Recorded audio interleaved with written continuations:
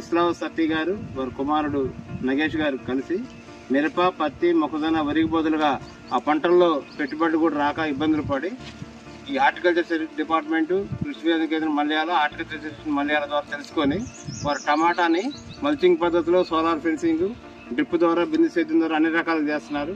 దీనివల్ల వాళ్ళకి ఎకరానికి 1,00,000-2 లక్షల రూపాయల దాకా టమాటా వచ్చింది. ఇప్పుడు 2.5 ఎకరాల్లో టమాటా వేశారు. ఇంకో 2.5 ఎకరాల్లో కూరగాయల పద్ధతులు వేసుకోబోతున్నారు. కాబట్టి రైతాంగం మనకి మార్కెట్ డిమాండ్ ఉన్న పంటలు వేసుకోవాలి. ఏదైతే కూరగాయలు మనకు లాభం ఉందో కూరగాయలు వేసుకోవాలి. కాబట్టి వీరిని ఆదర్శంగా తీసుకొని మన మహబూబాబాద్ జిల్లా రైతులు కృషి విజ్ఞాన కేంద్రం మిరపకాయలు వేసినప్పుడు లాభం లేదు, పొలం వేస్తే కూడా ఏం లాభం లేదు. అయితే మొత్తం వదిలిపెట్టి ఇగో టమాటాలు వేసి టమాటాలో ఇగో ఏమో లాభం వస్తుందో లాస్ వస్తుందో ఇష్టం చేస్తున్నాను. సోలార్ పెట్టినాం మొత్తం.